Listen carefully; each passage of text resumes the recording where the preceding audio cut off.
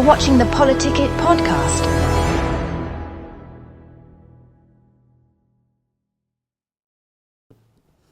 Good evening. Welcome to PoliticIt Podcast. I'm Senator John Johnson. We've got Mayor Ben Nadolski. Mayor, nice to have you. I mean, I've been wanting to do this for a long time. I know. Your schedule's so busy. I'm glad to be able to catch up with you. Yeah, if people that know me well know that I don't like to sit still. So it's hard to get me scheduled out, I guess. Yeah. But happy to be here. Thanks for having me. Hey, let's to start with, I want to talk a little bit about you because people in Ogden know who you are, but I don't think they really know you. And let's talk a little bit about your background first. What got you into this? Oh, I always say bad life choices. It's one thing leads to another, but I actually appreciate the question because hardly anybody ever asks you like about you. Yeah. They always ask about issues or about this, that, the other. But I grew up in Phoenix. I came here in 1996 to play football at Weber State, go to school, and I met my wife here. She was playing basketball and volleyball at Weber State, and both college athletes. Yeah, I never knew, and people tried to tell me back then, wherever you choose to go to school, it's where you're going to put down roots. It's where you're going to build connections, and they were right. I absolutely fell in love with Ogden when I was here, and really haven't looked back. So I'm here. I always wanted to go into, like, I grew up since I was about 10 years old. I wanted to be a game warden. I was always into hunting and fishing. I'm a hooks and bullets boy at heart, and so I always set out to be a game warden. And I went down that career. I did 23 years in wildlife management. Never became a game warden. Just had some opportunities come up in my career that I just couldn't pass up. I ended up getting an opportunity to get my master's in, of all things, fisheries biology, which interesting. I know it's a really crazy turn, and a crazy thing that would lead to being a mayor. I don't know how that happened, but spent a lot of years out in the field as a field biologist.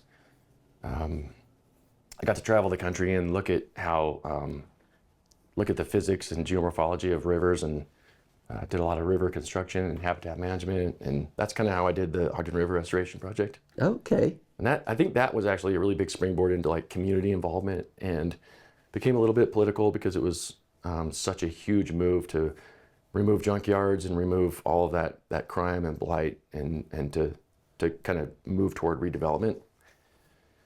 So it was about then that I kind of pivoted in my career, and I got kind of bored with the field work and the biology. It felt, I don't know, kind of easy in some ways, but not quite a fit in others. And I just sort of pivoted toward policy, and ended up working in a really unique role where I was like a liaison between the governor's public lands policy coordinating office and the Division of Wildlife, where there's just a ton of conflict in range war type stuff, sagebrush rebellion. Right.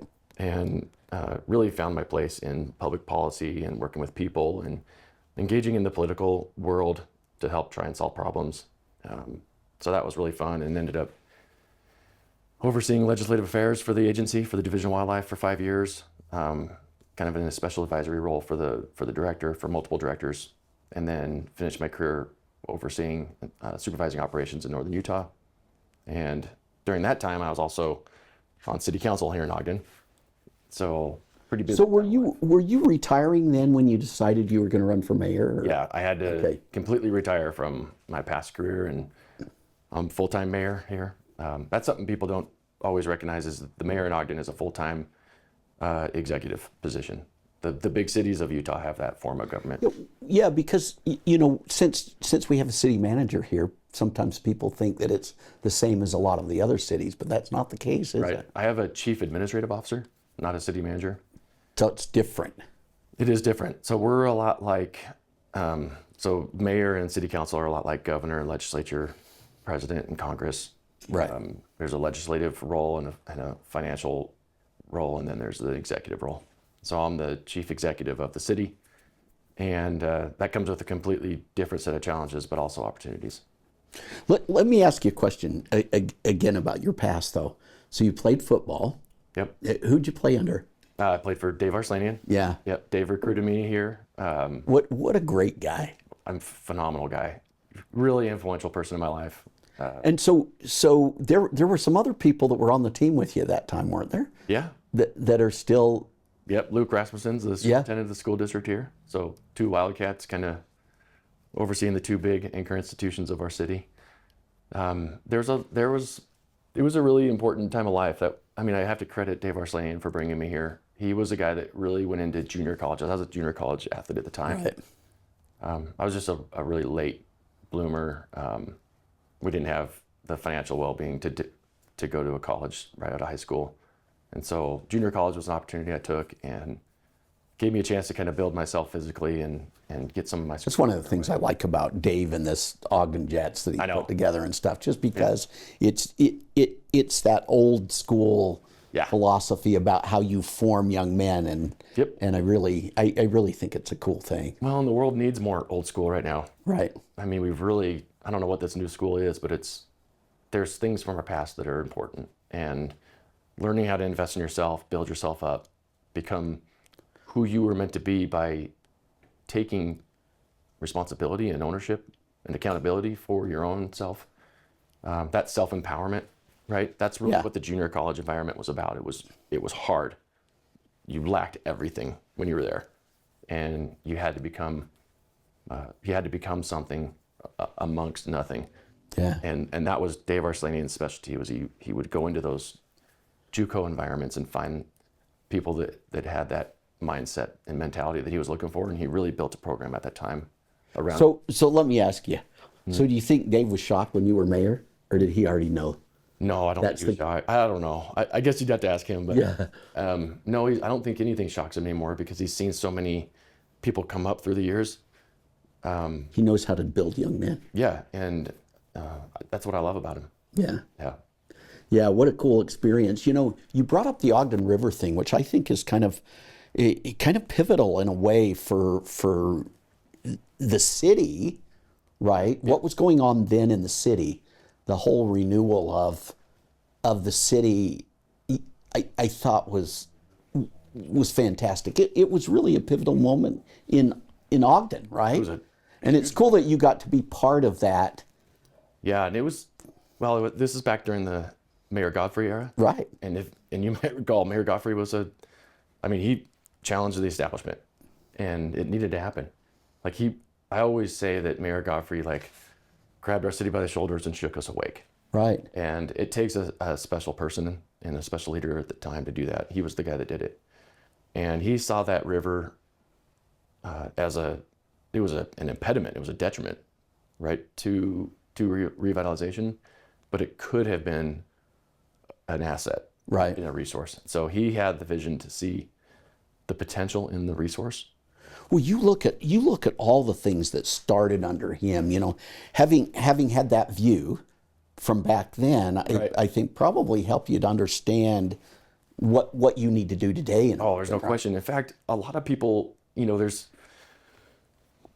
not to go down the activism road, right. There's so many new people to Ogden that have never lived those days. And, if you come here from California or something, you think that, what are we doing this for? What are we doing that for? And a lot of people don't recognize how far we've come and what it took to get here. Right. They don't remember the days when nobody wanted to be here. Right. No companies wanted to start here. When it took anything and everything we could do to get a company to reinvest and to relocate here. And so back then, remember when RFK came to Ogden? Right. Huge moment of he had so much profile, and he came and he walked that river, and he saw the potential because he was working in the kind of that Waterkeepers Alliance realm at the time. Right. And he saw the potential that Ogden had. We see the potential in ourselves, and it took real work to get there, and that was the work of my of that part of my career. Right. And it was like a labor of love. It was day and night, round the clock. Well, it allowed you to see Ogden as it was at that time, mm-hmm. but also understanding where Ogden used to be. Oh, yeah. And what the potential is going forward, right? Right, yeah. But at the time, when I came here to go to school, I remember the thing that I remember when you go on a football recruiting trip, they kind of show you all the highlights and the good stuff. Right. They keep the, quote, bad stuff from you. But I remember when I came here after the visit and came to go to school, They, instead of bringing me in through South Ogden, they brought me in off of West 24th. I saw a whole nother part of Ogden that I hadn't seen before. I was like, whoa, didn't know that was. But that's also the part of Ogden that kind of resonated with me, is that blue collar kind of grit, roll up your sleeves, do the work, pick and shovel type mentality that we have here. It's unlike anywhere else. We believe in ourselves even when other people don't believe in us. We do the work when others won't or don't want to alongside us. And we are going to succeed no matter what. And when people don't believe in us, it almost inspires us. You know what I mean? Right. And so when people say Ogden's still untamed, that's kind of our moniker. We have a chip on our shoulder. We have something to prove, and we're willing to do the work to get there. And again, that's that junior college mentality. Right. That's that Dave Arslanian old school. And that's the part of Ogden that I love. Yeah. Right. Hey, we're going to take a break. Okay. I love this. We're going to keep talking about this. Okay. We'll be right back. Tired of media bias? Frustrated by political noise? PoliticIt.com cuts through the clutter, giving you real facts, clear analysis, and unbiased insight on the issues that matter most. Stay informed, stay empowered. Whether it's elections, policy changes, or breaking news, we've got you covered. No spin, no agendas, just truth you can trust. Visit PoliticIt.com today, because informed citizens shape the future. PoliticIt.com, where politics meets clarity. Welcome back to PoliticIt. We're talking to Ben Nadolski, Mayor of Ogden. You know, I really like the conversation we were having right before the break, but this idea of, you know, what was going on in Ogden, and, you know, we kind of had a bit of a renaissance, right? You know, getting rid of the Ogden Mall, all that whole period we were talking about. But when you came in as mayor, you were on the city council, right? Yep. What did you see on the city council that you felt like you could play the role of mayor? So, and I think that question actually is a good way to sum up probably my entire first term. Is I saw a lot of unfinished work that was happening, and once I got into the office, I could see more and more as to why work wasn't being completed. Because we were approving a lot of things, we had a lot of opportunity on our doorstep, and we were getting the attention of a lot of capital investment and so on. But once they went from approval to implementation and execution, they were sort of stalled. And so when I took office, I took over an enormous backload of unfinished work. And it became really clear that that was going to have to be kind of the emphasis of my administration for the first little while. And it's probably going to be for my first entire term, because most of those projects are inked and penciled. There's contracts, there's obligations. And most of those I can't really undo. I have to execute within the framework that I was given. Some of them we've been able to renegotiate, and we've been able to renegotiate in favor of Ogden City and in favor of the taxpayer. But what became really clear to me was that those projects were sort of set up and contracted at a time when the internal departments weren't collaborating together. So if you think about an economic development project, obviously you got an economic development team and a redevelopment agency that needs to be at the table, but you've got to have input and advice from legal. We better have input and advice from our fiscal staff to make sure that the finances are in place. And there's a lot of infrastructure usually, so we got to have our public services teams and our public works group have an input. And what I found is that a lot of times those teams weren't all talking to each other, and so when things are operating in silos, you don't always get the best outcomes. But at the same time, if the project is at a place contractually that I can work with, when it comes time to implement, all of those teams have to be on the same page. And that's been the emphasis of my tenure so far, is making sure that we've got alignment internally and executions happening collaboratively and communicatively, so that we can, on the other end of our work, spit out results, impact, outcome, right? And so that's been a big emphasis. I mean, you even saw it in terms of parks and recreation and economic development, public works, infrastructure, law enforcement, fire, across the board. Every one of those functions needs support from all the other departments, right? But it also, once you get to a point where we can achieve alignment and collaboration internally, you start to see opportunities for efficiencies. And I think that's something that doesn't get talked about enough. It's how much work we're doing to create efficiencies within our administration to save taxpayer dollars. So where are some of those successes specifically? I mean, what are some of the projects you feel quite good about now that were really having difficulties before? So I could pick a million different examples, but I'll back up by saying, kind of we touched on it before the break about the form of government. Right. So as the CEO of the city, I've got a job for internal leadership and administration. And that's where my past background comes into play, where I oversaw operations and all that stuff. That's been a really helpful experience because we're managing change right now, right? Especially internally. And change leadership is challenging, right? But I'm not doing change just for change's sake. I've got to do change and to pivot into something that the people need. And so as the CEO of the city, I had a friend that kind of compared it to being, if you're the CEO of a company and the voters and the people of the city are the shareholders.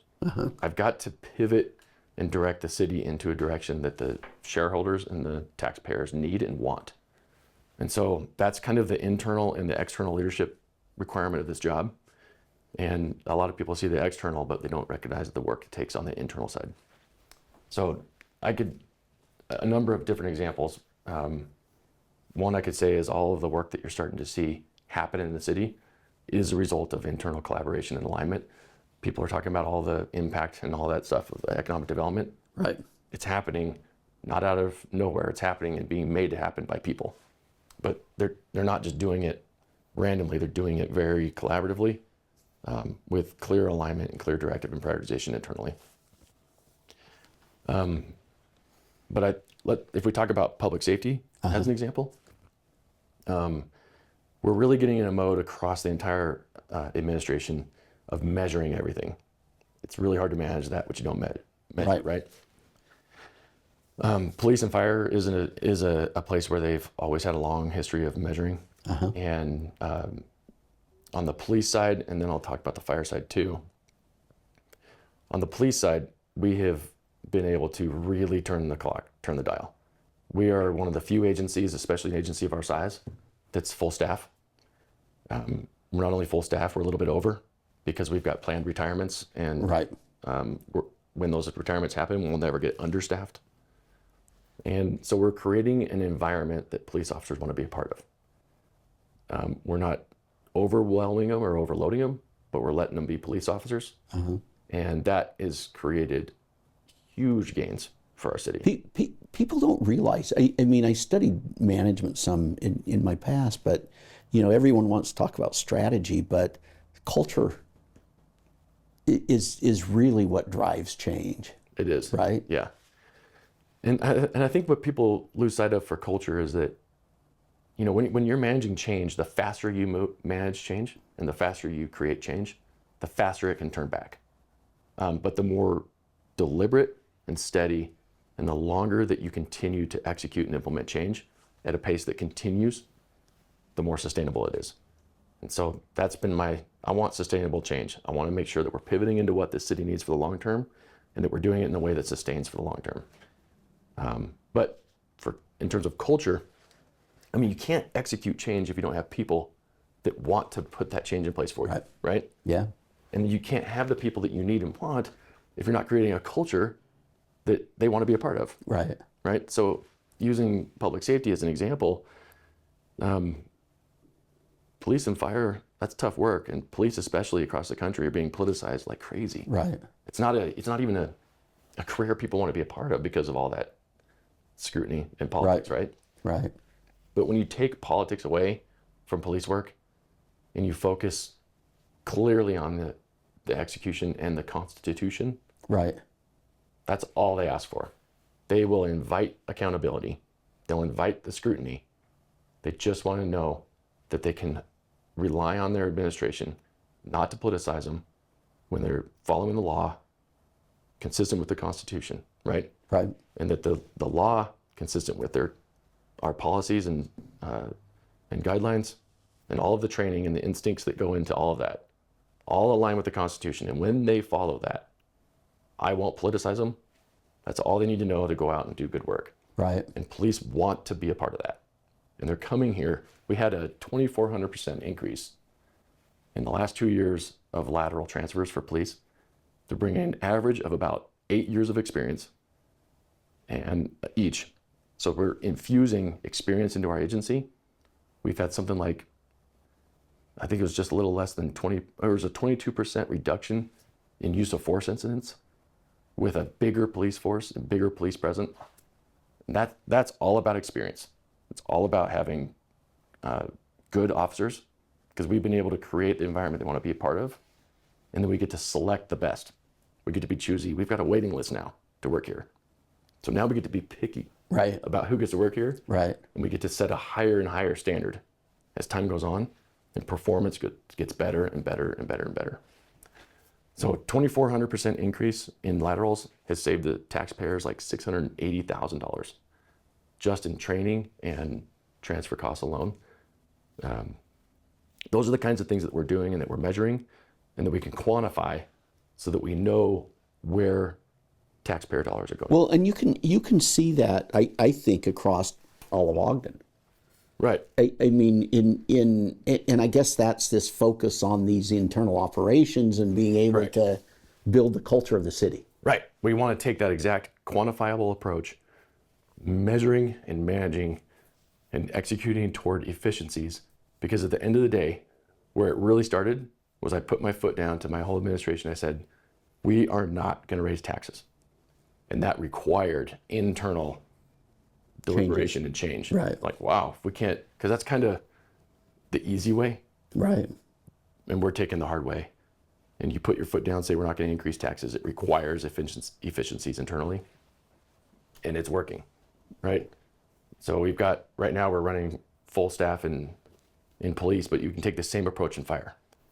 I'll use you as an example since you're at the legislature. Right. You guys help support homeless mitigation grants. So for us, we're a shelter city. We host a number of different homeless shelters here. And there's funds from all the other cities that don't host shelters that come to the state, and then the state divvies that out to the shelter cities. We use those funds not just to provide services, but a good example is we're the first in the nation that we know of to provide a homeless medical advocate program, that we are meeting medical needs at the shelter, which is good for human care, human kindness, right? On the back end of that, well, I love that you have these homeless advocates actually in the police state, exactly on the police force. We have them in police and in fire, which are in the same building, and they work side by side, and they meet people where they're at to help get them housed, but also help get them care. And that's the right thing to do for humanity, right? Right. It's also the right thing to do for efficiencies and for operations, because our highest call volume for our fire department was coming out of one fire station to the homeless shelter, primarily for emergencies or medical issues that didn't need to be emergencies. We were then transporting them to the ER for issues that, had we known about them sooner, wouldn't be transported at all to the ER. So then what happens to people that go to the ER? They find longer wait times, right? The hospital has to write off all those costs because those are patients that don't pay. Right. Aren't insured. So then what happens is the people that come to the emergency room end up paying a higher cost. Right. So now we've got for lower service and a longer wait time. Right. So what we've done is we're using other people's money. That's what OPM is a term we use internally. Right. Other people's money through the grants that you guys have helped provide to reduce call volume for the fire station, which was creating turnover and churn and burnout, which then requires we go back and spend $100,000 training and hiring new ones, So that cost is saved. And then we're alleviating pain and suffering before it becomes an emergency. And then we're reducing transports to the emergency room by 20%, all with other people's money. Those are measurable outcomes, measurable impacts that are saving taxpayer dollars. So that, because the other side of the coin is we've got a fire department and a police department that have the highest call volume per firefighter and per police officer in the state of Utah, not even a close second. So traditional wisdom would tell you just add more of each, which we need to do. Right. But what else are we doing to reduce the burnout and the volume? It's things like that that are smart for business, right? Right. They're also smart for humanity. Yeah. So those are the kinds of things that we're doing, we're constantly doing. They don't get a lot of fanfare, but those are the important steps that we take to make sure that we are keeping taxes down for our taxpayers moving forward.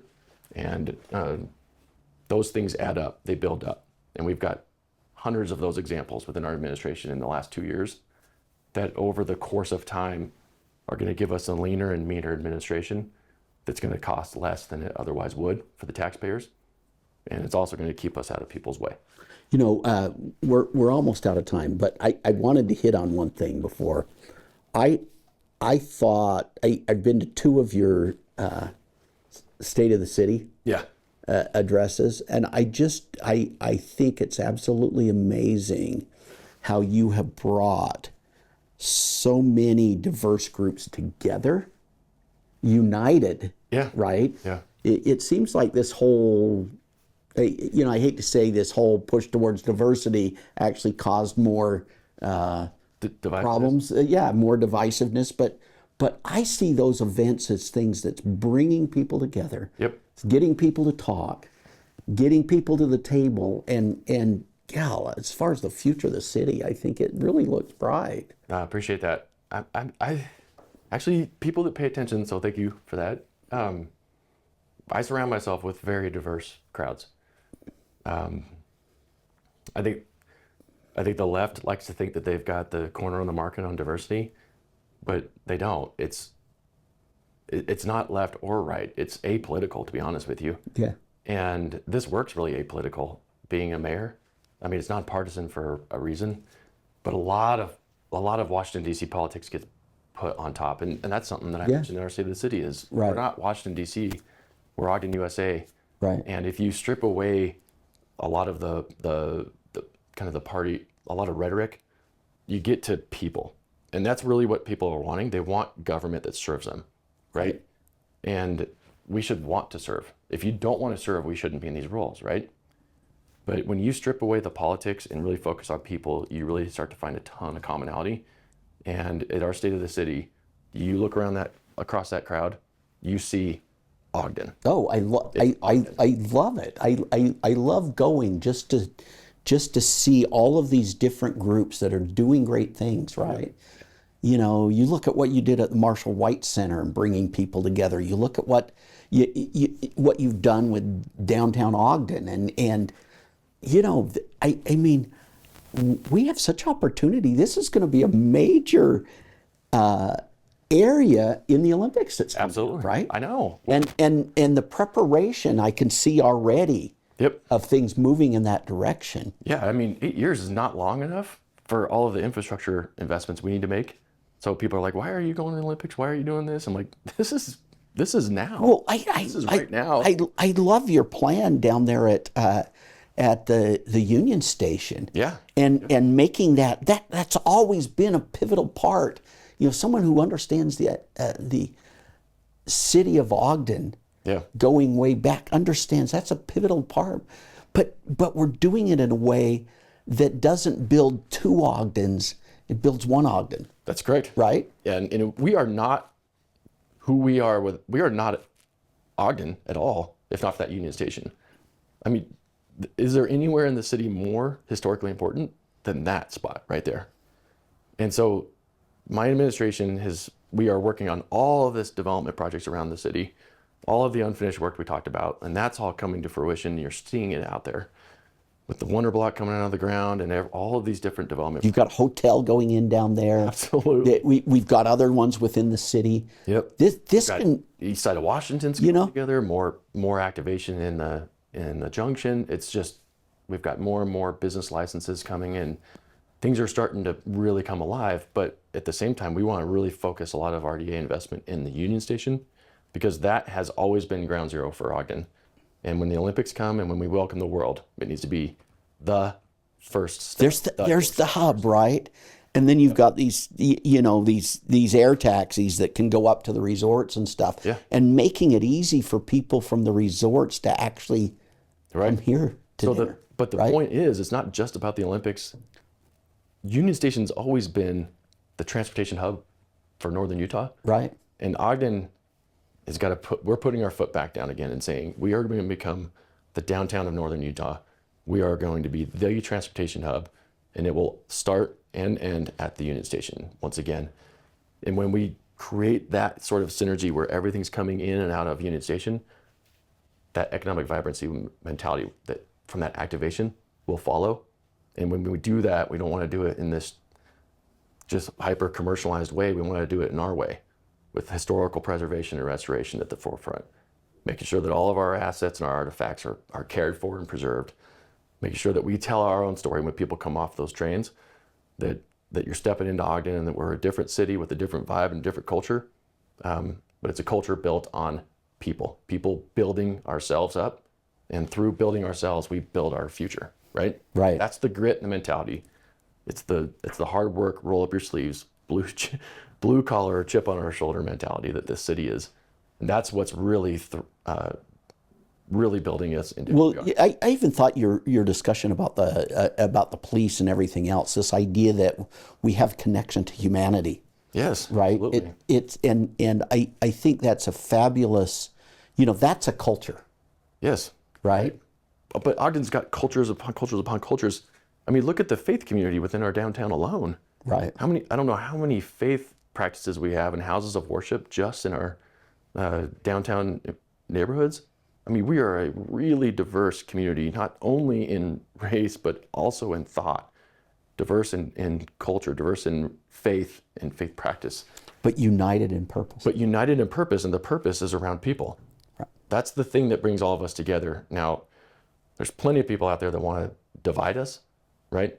Lots of forces out there that want to do that, but we're trying to create an environment where, service is at the forefront. That's why when we talk about the Ogden Way, it starts with service, period. There's nothing political. It's completely apolitical.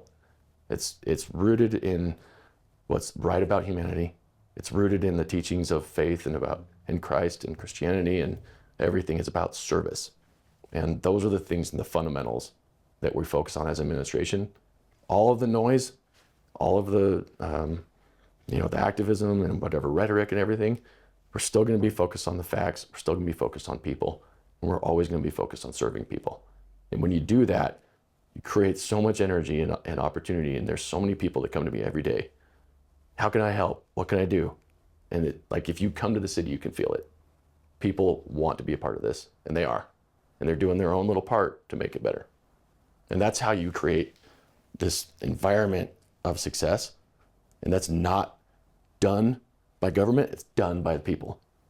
So all of our work of not only achieving efficiencies and saving taxpayers money, it's also a way to make sure that we're keeping ourselves out of the way as government so that people can do what they do best, right? Build, become, be their best. But we got to create that kind of environment, and it means we've got to have the policies and the systems in place. We didn't even talk about systems. Right. Huge focus on my administration right now. Get the systems that aren't working out of the way, put systems in place that do work, and put systems in place like policies, land use, procedures, people in place that can let our city thrive. That's the work of the administration, and I got a million examples, but it sounds like we're running out of time. Yeah, that's perfect. Yeah. Thank you. So nice to have you on. Well, hopefully I can come back. Yeah, we'll have to talk again. Okay. Mayor Ben Nadolski. We'll see you guys next week. Thank you. Thank you. Thank you. That was perfect.